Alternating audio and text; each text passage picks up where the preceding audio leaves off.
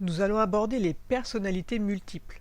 Certaines personnes se mettent à parler avec des timbres différents, semblent totalement déconnectées de leur réalité, elles vont même jusqu'à parler plusieurs langues mortes sans les avoir jamais apprises auparavant. Les personnalités multiples ou dédoublements de la personnalité sont traités par la science moderne par l'absorption de substances chimiques qui au début du traitement fait ses preuves, mais dont les limites se font vite sentir dans le temps. En effet, si l'entourage voit réellement une amélioration de l'état psychique de la personne présentant ces troubles, au bout de quelques mois, voire un an ou plus, le patient semble revenir inexorablement vers sa situation de départ. Deux causes à cela. La première est le cerveau qui s'habitue aux molécules qu'on lui injecte, qui sont généralement à base de lithium ou bicarbonate de lithium. Le lithium reste un métal alcalin quoi qu'on en dise, et l'action du lithium, comme beaucoup de métaux, ne soigne pas le cerveau, elle va plutôt dégrader certaines glandes, dont la glande pinéale. Comme toujours, la médecine traditionnelle directement influencée par les laboratoires eux-mêmes influencés par les créanciers ne cherche pas la base des vraies causes des maladies, mais plutôt à rendre le plus lucratif possible un traitement. Dans ce cas particulier qui nous intéresse, si nous prenons un échantillon de 100 personnes, nous pouvons dire que 75 d'entre elles trouvent leur origine dans le monde éthérique, et ce de deux manières parfaitement distinctes.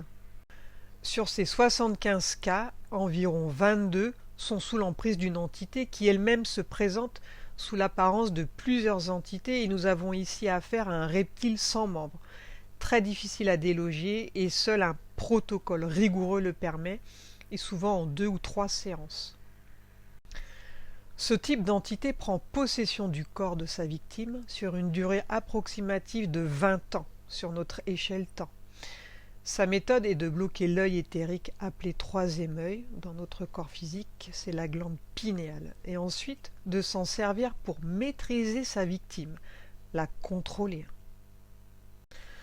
Pour ce faire, ce serpent prend place dans l'ésophage, la tête en haut, au niveau de la nuque et parfois dans la bouche si nécessaire.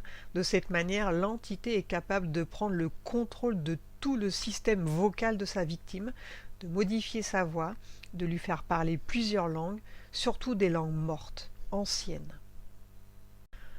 Au bout de 50 minutes environ, soit presque 20 ans dans la matrice, l'entité possède le corps de sa proie à environ 30%. Elle se fait alors discrète pendant environ un an, en laissant l'illusion à sa victime d'être enfin libre. Puis la victime a suffisamment baissé sa garde et le serpent attaque en une nuit pendant son sommeil et possède toutes les fonctions du corps de chair à plus de 90%. En hypnose régressive et ésotérique, on ira déloger le serpent avec l'aide d'un canal puissant et un protocole qui lui est propre, puis attendre entre 3 semaines et 3 mois environ, suivant la victime, quelle est la sensation de recracher ce serpent. Elle ne recrachera en réalité que sa mue. Suite au délogement de ce reptile sans membre, il y aura ensuite les mémoires à vider, car très souvent celles-ci sont remplies par des entités ou des envoûtements, et bien que l'on arrive à couper le lien, les mémoires restent gravées, si bien que la victime semble encore sous emprise, et le fait qu'elle se sente encore sous emprise la rend vulnérable, et une autre entité peut alors se réinstaller en elle. Voilà pourquoi beaucoup de thérapies comme les soins énergétiques, les nettoyages des envoûtements, des régressions d'hypnose régressive semblent inefficaces, voire empirent la situation. Il est donc impératif de vider les mémoires pour ce type de cas. C'est une méthode indigène. Ils parviennent à soigner 99,99% de leurs victimes. Il n'y a pas de fou chez eux. Autre possibilité, les 53 personnes restantes des 75 citées en amont sont des cas où la personne malade est tellement connectée à elle-même qu'elle voit certaines de ses vies antérieures et ces vies ressortent de manière physique dans son comportement quotidien.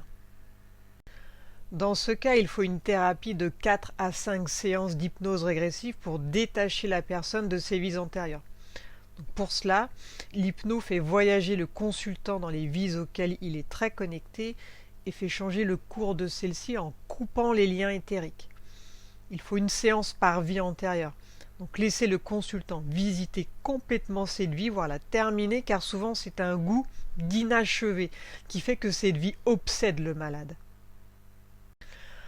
Après avoir achevé la mission de cette vie et le lien coupé, on refait une séance sur la prochaine avec le même procédé jusqu'à épuiser toutes les vies qui l'obsèdent, à savoir qu'il n'y a jamais plus de 5 vies qui remontent.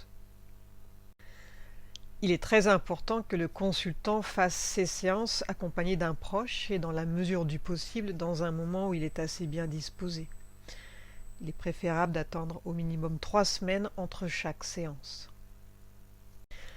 Il y a bien sûr d'autres causes, notamment les rituels sataniques causant des dissociations que j'aborderai peut-être une autre fois.